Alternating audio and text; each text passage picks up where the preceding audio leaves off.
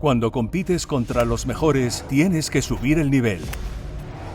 Por este motivo hemos invertido $100 millones en nuestras fábricas. Hemos contratado a los mejores para examinar cualquier variable posible y conseguir que la Chrome Tour sea más larga, veloz y más consistente que la Pro V1. Pero el objetivo no fue simplemente competir, sino ganar. Y ya estamos preparados. Pruébala y entenderás por qué Chrome Tour es el nuevo oro en rendimiento.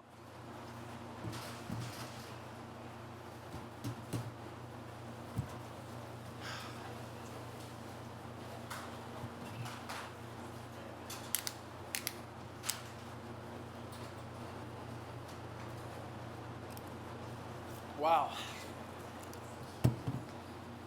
All right. 4. Thank you.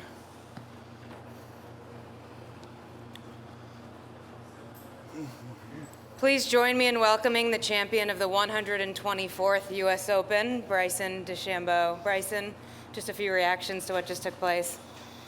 I'm so happy I got that shot up and down on 18. Oh, man. I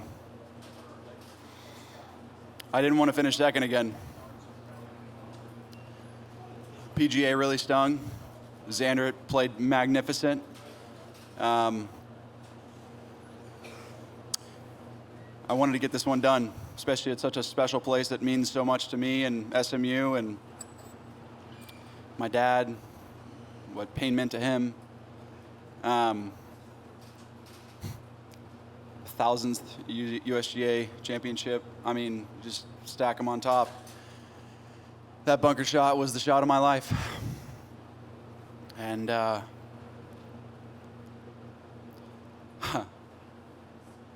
forever be thankful that I've got longer wedges. So I can hit it farther and get it out and get it up there next to the hole.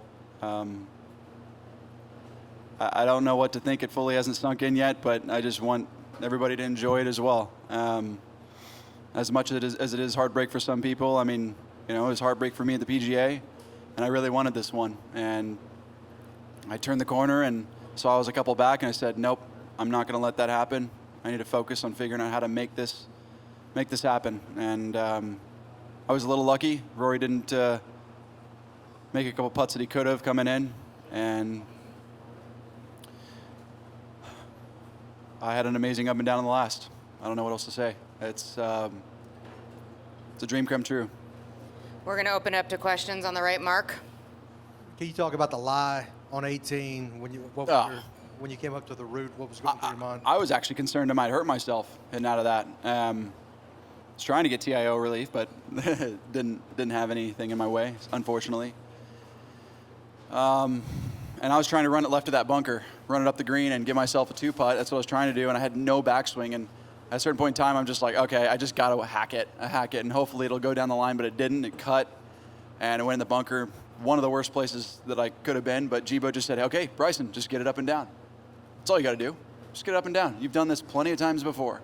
You've seen some crazy shots from you from 50 yards out of a bunker. And I said, you're right.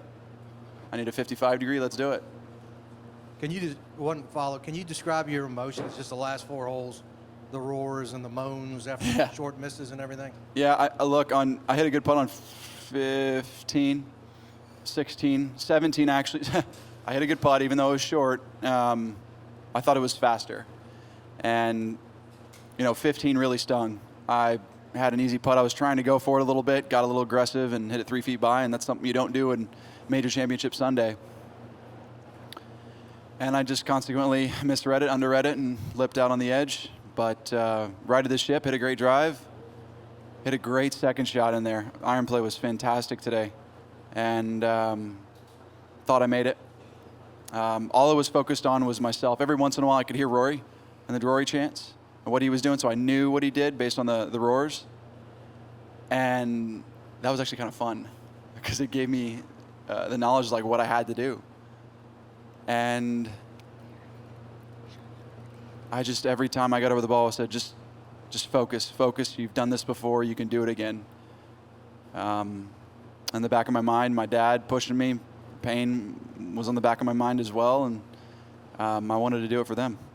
Stay on the right here. Bryson, congratulations. Thank you. The way you interact with the fans is kind of unique. Do you think we need more players like you in professional Topgolf?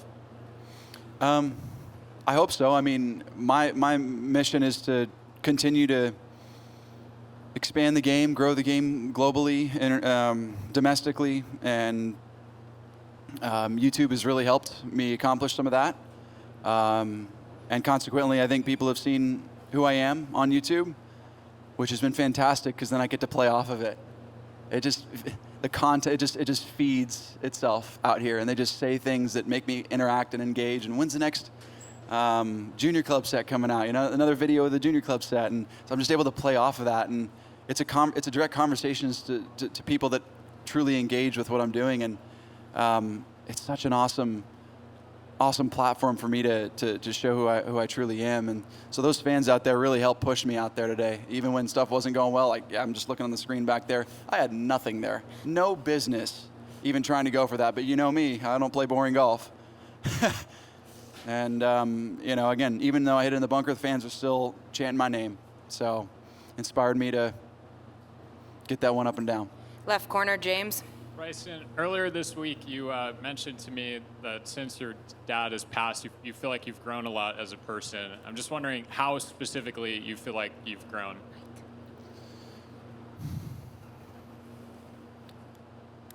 I would say, first and foremost, I respect and understand people's opinions. I mean, I was knocked pretty hard down in 2022 for numerous reasons, numerous scenarios, and numerous things.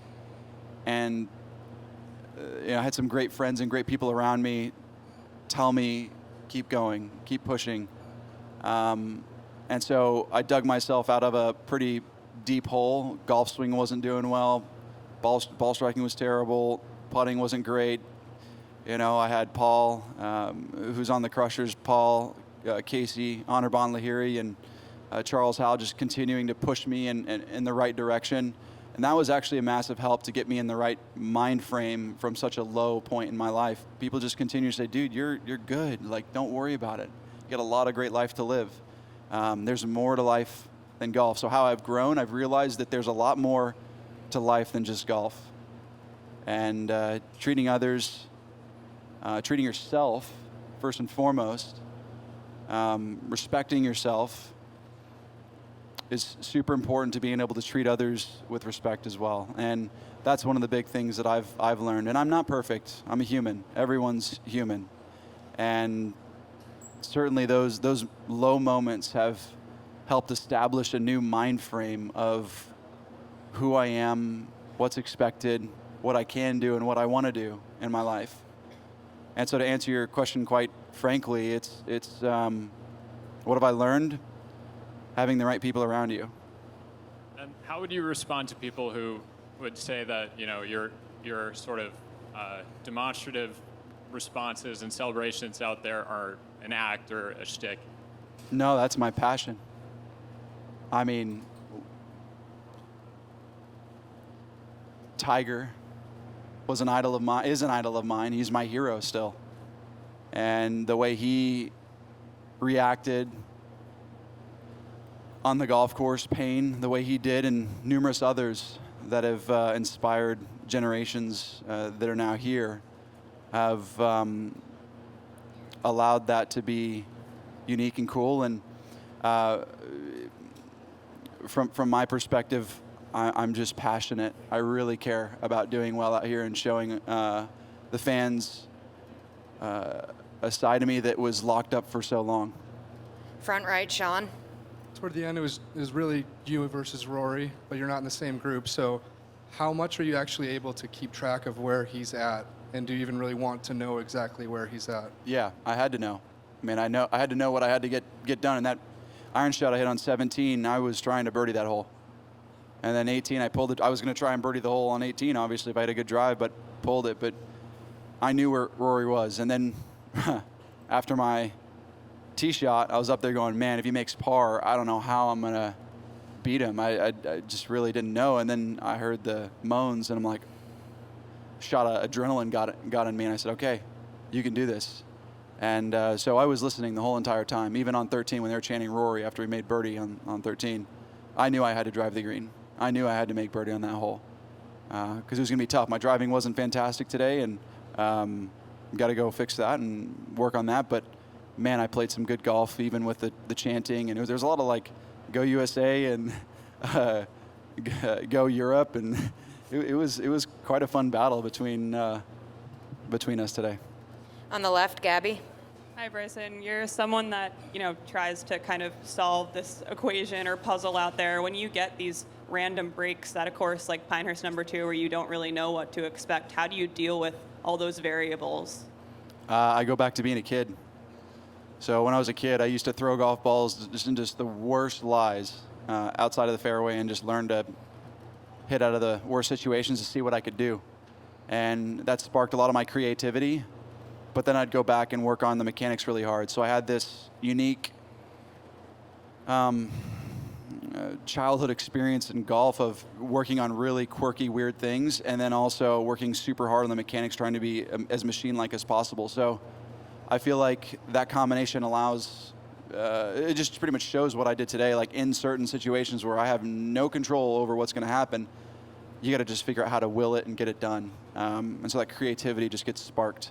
When the greens are not perfectly flat and they're not glass and they're there's some little bumps and whatnot, being imaginative, seeing how that ball is going to curve over that edge and just really getting into it in your mind is what I focus on.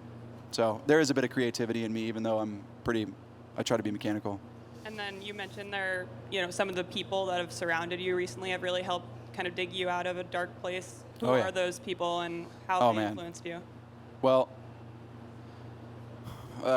obviously, my agent, Brett Falkoff, Connor Olson, my manager, they've taken me and put me in a good place. I've got AKA, my guys that I put around me, Hudson Molthen, Hogan Molthen, Shaler, Mario Clemens, my best friend since college, Blake Jones, I talk to him all the time. Those are the people that stuck. And I'm sure I'm forgetting a couple. Adam Hurley, who's been there, he actually saw my first U.S. Open win. That's pretty much when I met him. And there's many others that have stuck with me and been there in really tough moments. And even, Dana Dahlquist has been very instrumental and helpful in Sportsbox AI this week. We're gathering a lot of really cool data. So I just feel like I've just put myself around some solid people that encourage me in a really positive, cool direction. And I couldn't be more excited for the future. Future is, it's going to be fun. Front right, Kevin, and then Andy. Bryson, right. I know it just happened, but it doesn't feel like too much hyperbole to feel like this is one of the great U.S. Opens in history. What would it, as someone who loves history, what would that mean to you if it's sort of remembered as such?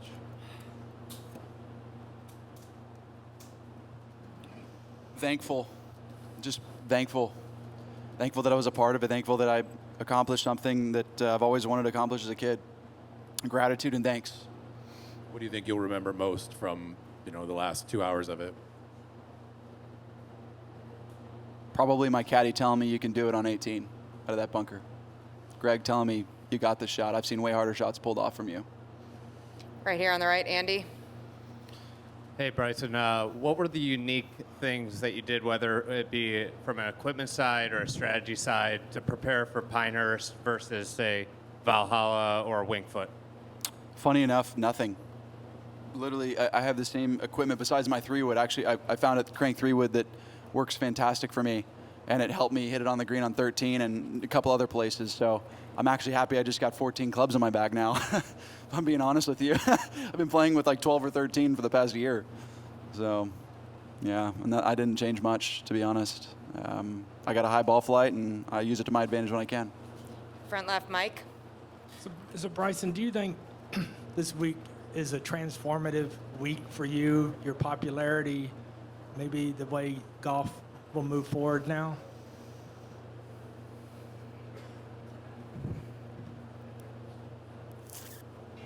If I'm to be quite frank, I hope we can figure things out quickly.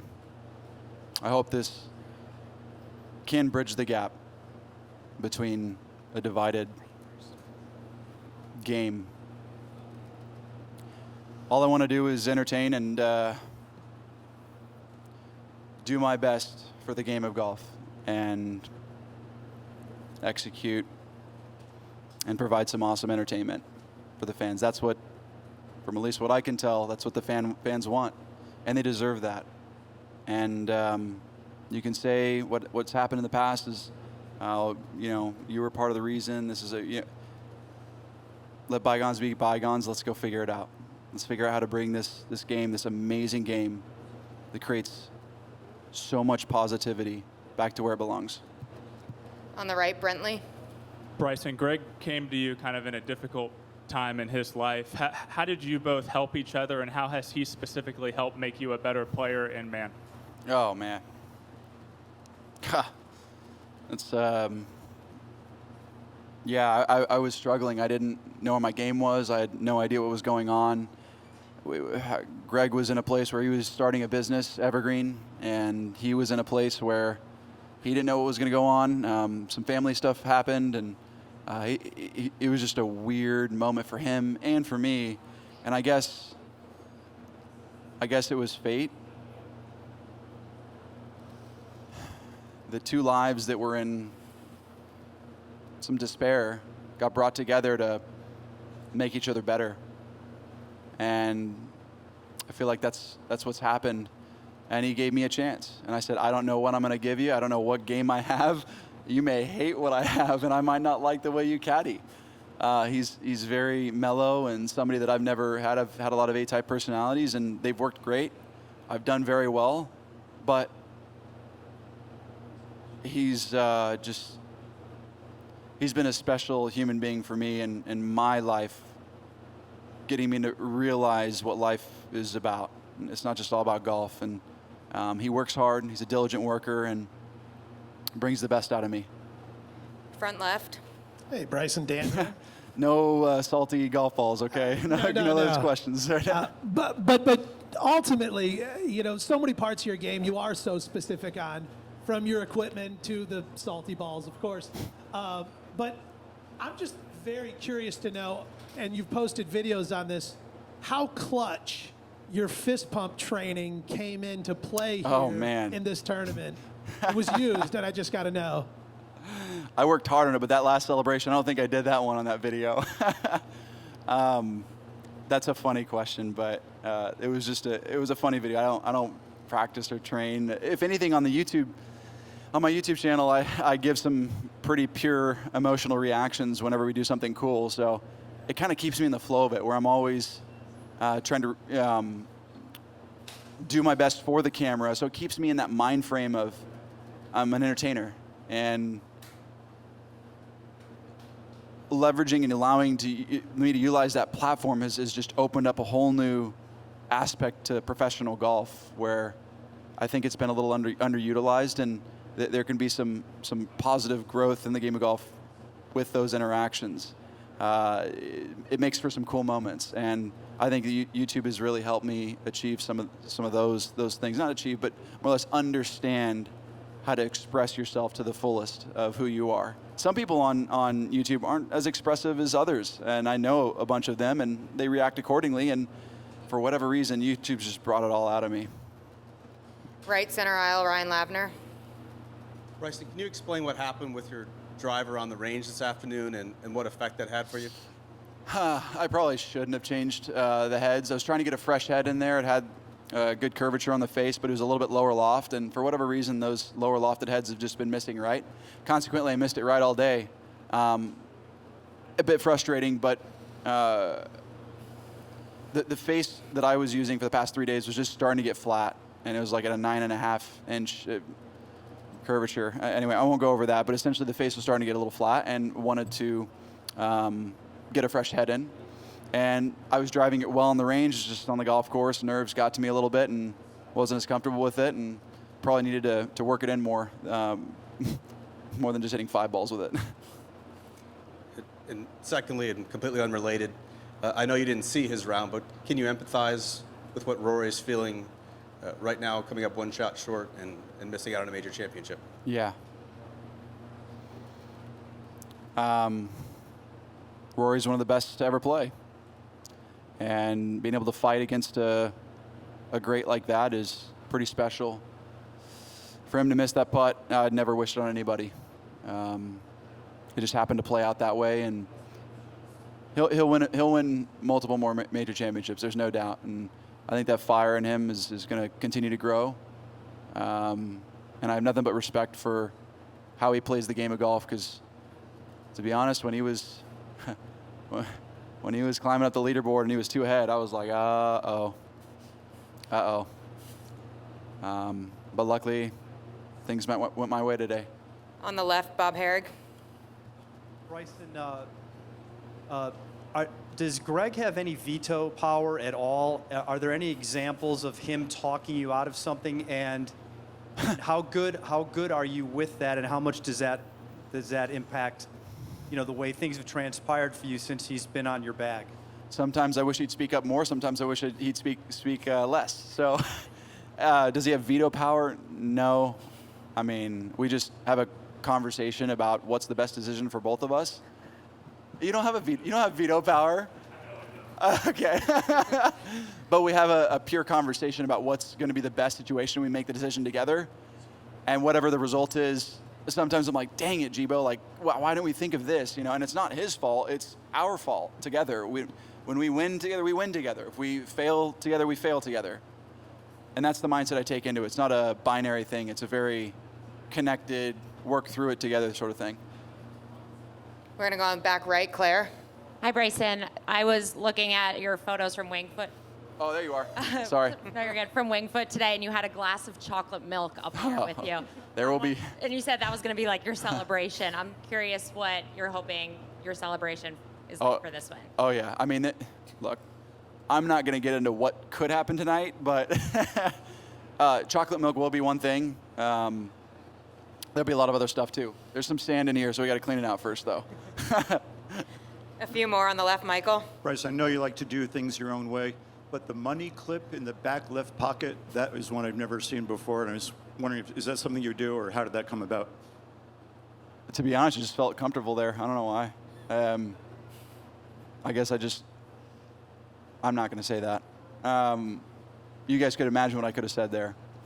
But it's just a comfortable place to put it. And I usually put it on my belt, but the belt's too thick. And so then I'm like, okay, I'll put it in my pocket, my left-hand pocket, but then my glove's in there and it gets stuck. And I don't have anything in my back left pocket besides my Sharpie. So it was like the most convenient place to put it. And I've done it for the past couple U.S. Opens, actually. On the right, Adam. Bryson, after winning the U.S. Open the last time, the game took a dip. You struggled for that time early on Live. What was the low point, and then what was the turning point? For me, personally, low point was after the Masters 2022. My hand got broke. It was broke, and I had to go in surgery. I didn't know if I was ever going to play golf. I mean, I thought there'd be a good chance I'd play high competitive golf again, not knowing how it'd affect my game and my speed and everything. But certainly going into surgery was probably the lowest, and then waiting 8 weeks and not knowing if I was going to be able to grip a club with the same effort and feel the same and all that.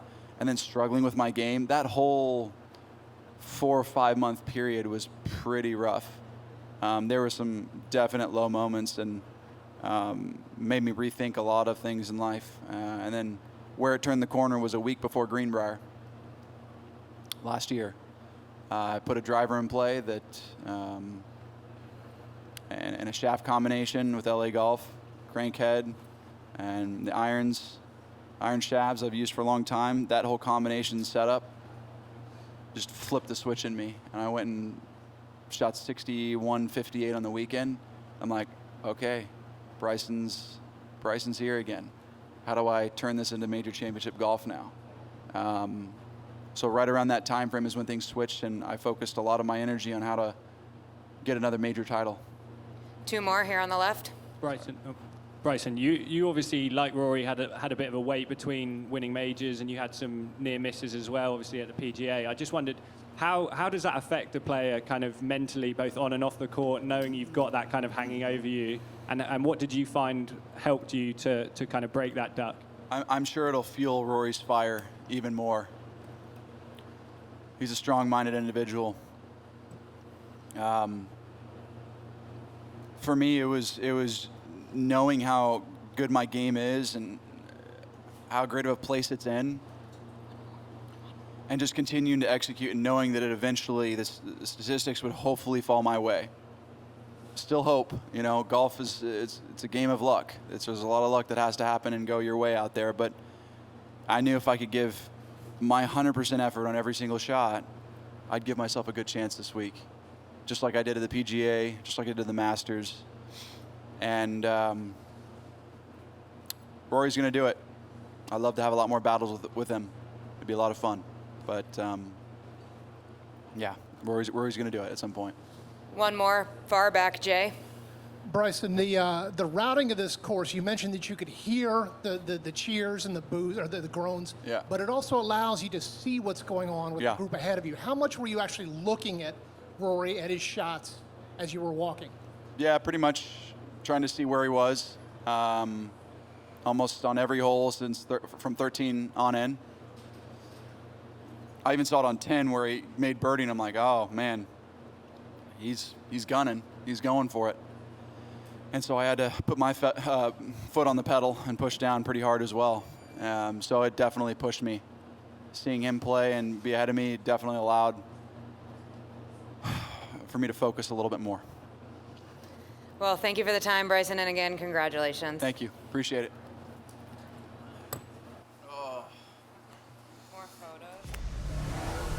Hay un nuevo líder en rendimiento en el segmento de bolas Tour. Chrome Tour es más rápida, más consistente, más larga que la Pro V1. Pruébala tú mismo. Entenderás por qué Chrome Tour es el nuevo oro en rendimiento.